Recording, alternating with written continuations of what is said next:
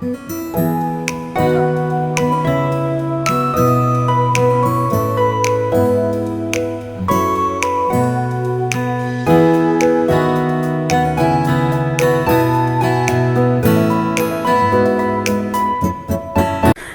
All, good morning. Welcome back to my channel.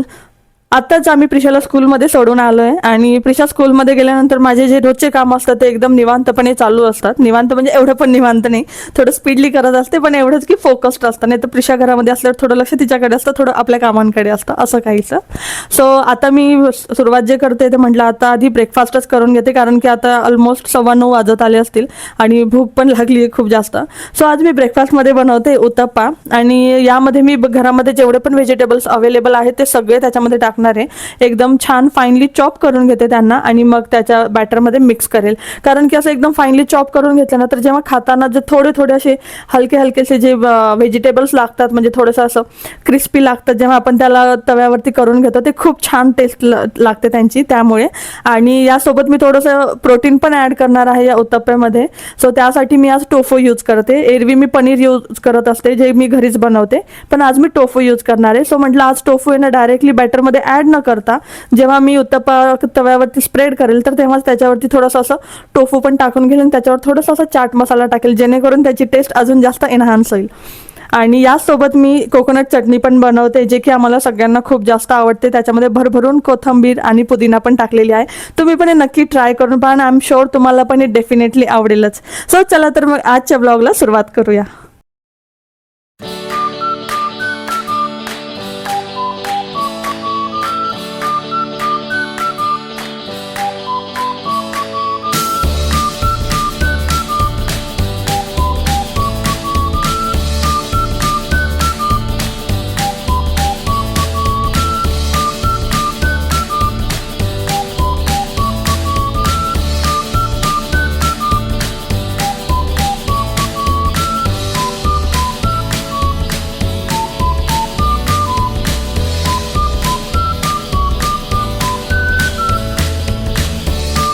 आणि breakfast झाल्यानंतर मी झाडांना पाणी टाकतच होते की तितक्यात हे फुलांना ऑब्झर्व केलं मी, कारण की म्हणजे आजच हे एक साथ हे 3 फुलं उमलले होते. ते एकदम छान वाटत होते पाहायला.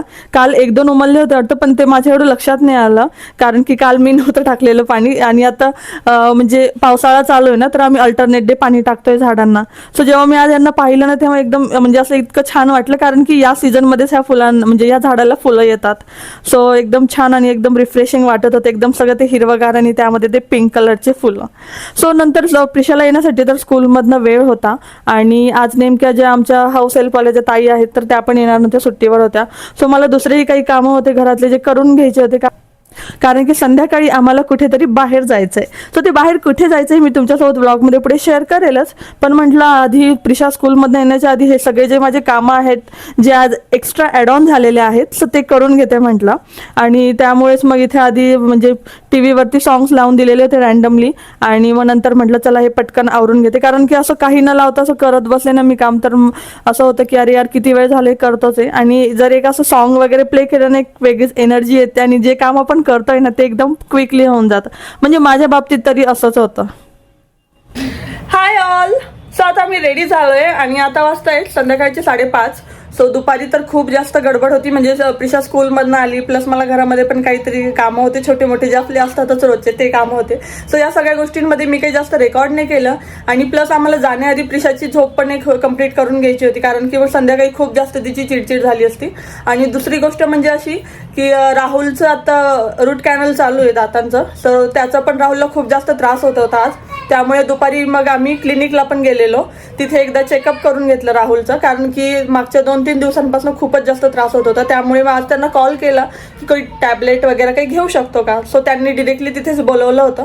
त्यामुळे मग दुपारी खूप जास्त वेळ गेलेला आणि मग आता म्हटलं आता डिरेक्टली रेडीच होतोय आणि मग तेव्हाच रेकॉर्ड करते. सो आता आम्ही निघतोय. आधी आम्ही असं ठरवलं होतं, आता आम्ही जिकडे जातोय तर ते त्या एरियाच्या तिथेच राहुलचं एक फ्रेंडचं पण घर आहे. सो आधी आम्ही तिकडे पण जाणार होतो लवकर निघून, पण आता दुपारी एवढी सगळी गडबड झाली, एवढा सगळा गोंधळ, त्याच्यामुळे तो प्लॅन तर कॅन्सल केला. पुन्हा कधीतरी नक्की प्लॅन करू त्यांच्याकडे जाण्यासाठी. आणि आता आम्ही बड्डेसाठी निघतोय, अजून गिफ्ट पण घेणं बाकी आहे. आणि जे डिस्टन्स आहे ते खूप जास्त आहे. सो जवळपास आम्हाला 1.5 तास तरी लागेल जाता जाता, त्यामुळे मग आता लवकर निघतो. 8चा टायमिंग दिला होता पण आता 5:30 वाजता आहे. प्रिशा रेडी आहेस? प्रिशा चला चला तर मग चला ब्लॉगला कंटिन्यू करूया. झाले का राहुल? रेडी झाले तुम्ही? हो छान वाटतंय. क्लीन केले वाटतं.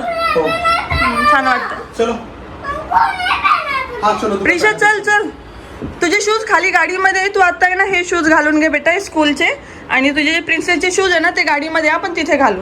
ओके चला, हे शूज घालून घे ना. चल ये इकडे, मी तुला शूज घालते. चलो ये इथे, बस बस. आता मी तुला हे शूज घालते गाडीमध्ये. तुझे ते दुसरे प्रिन्सेस वाले शूज आहे तर ते घाल. ठीक आहे? मम्माची पर्स कुठे ठेवली बेटा? चला पटकन. चला लाईट.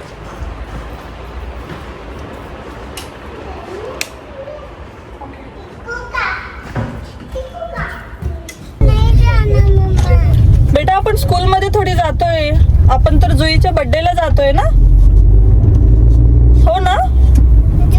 हा जुईच्या बर्थडेला. मॅप लावला का राहुल? हो लावला.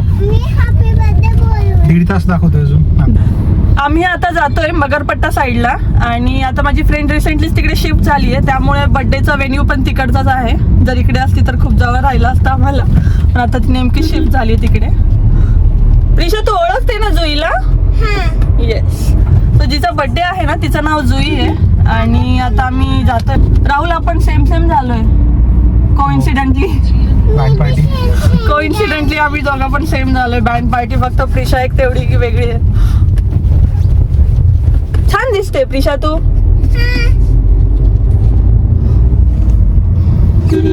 पेट्रोल टाकायचंय ना? पेट्रोल टाकायचंय आणि अजून येताना टाकू. आणि गिफ्ट पण घ्यायचंय. बघू आता कुठे घेऊ.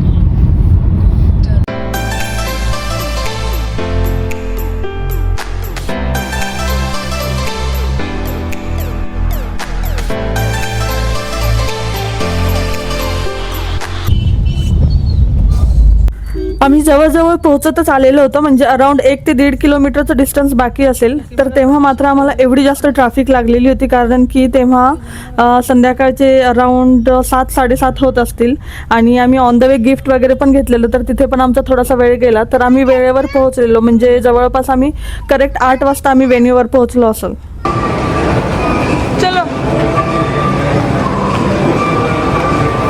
आम्हाला असं वाटलेलं की सगळ्यात लेट आम्हीच आहे की काय, पण तिथे गेल्यानंतर आम्हाला समजलेलं की सगळ्यात आधी मात्र आम्हीच तिथे पोहोचलो होतो. आणि इथे आल्यानंतर मात्र प्रिशा एकदम खुश झालेली. सगळीकडे एक मस्त फिरणं चालू होतं तिचं. तर सोनाली हाय का?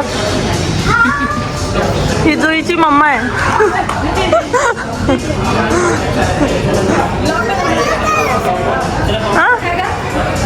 प्रिशाच्या एज ग्रुपचे तिथे तर मात्र काही जास्त नव्हते मुलं, त्यामुळे तिला म्हणजे असं हे खेळ तिचं असंच चालू होतं. आणि थोडं अधूनमधून आम्ही पण तिला एंटरटेन करत होतो. आणि लक्ष तर खूप जास्त द्यावं लागत होतं, कारण की ना म्हणजे हे बर्थडे पार्टी तर चालूच होती, पण सोबत अजून दुसरे पण सेलिब्रेशन चालू होते तिकडे. त्यामुळे मग प्रिशा म्हणजे इकडे तिकडे जायला नको, त्यामुळे सारखं आम्हाला तिला लक्ष द्यावं लागत होतं. आणि अधूनमधून असं तिच्यासोबत खेळणंही चालू होतं. गप्पा वगैरे फ्रेंड्ससोबत तर काही एवढ्या झाल्या नाही माझ्या, कारण की मुलांमध्येच वेळ जातो. म्हणजे त्यांना पहा इकडे जातात की तिकडे जात आहेत की नाही. आणि असं काही सेलिब्रेशन वगैरे असलं ना, जो तो त्याच्या म्हणजे गोंधळात असतो, गडबडमध्ये असतो. त्यामुळे फ्रेंड्स सोबत तर काही असं जास्त बोलणं नाही झालं माझं, पण सगळ्यांना भेटून एकदम असं छान वाटलेलं.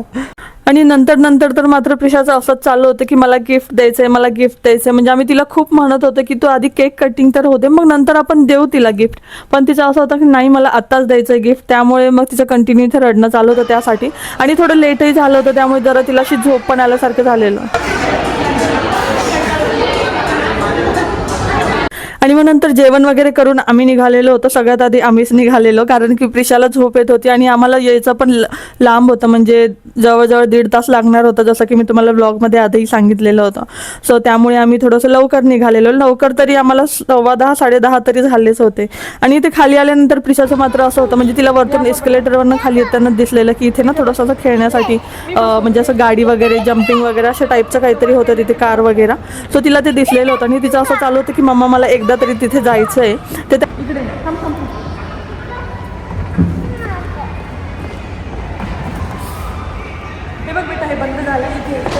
त्या अंकल येत आहे, त्या अंकल येतात प्रिशाची गाडी, सेम गाडी आहे ना तुझी?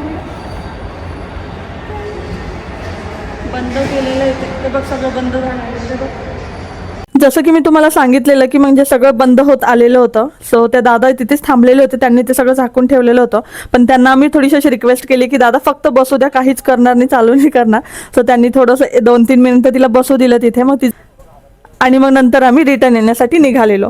सो येता येता प्रिशाचं मात्र असं झालेलं होतं की खूप जास्त झोप आली आहे, म्हणून ती तर नंतर झोपलेली आणि आम्हाला घरी येता येता पण भरपूर लेट झालेलं. सो चला तर मग यासोबत आजचा ब्लॉग मी इथेच एंड करते. तुम्हाला आजचा ब्लॉग कसा वाटला मला कमेंट सेक्शनमध्ये नक्की सांगा. आवडला असेल तर लाईक करा, चॅनलवर नवीन असाल तर सबस्क्राईब करा. भेटूया पुढे अशाच एका छानशा ब्लॉगमध्ये. तोपर्यंत बाय.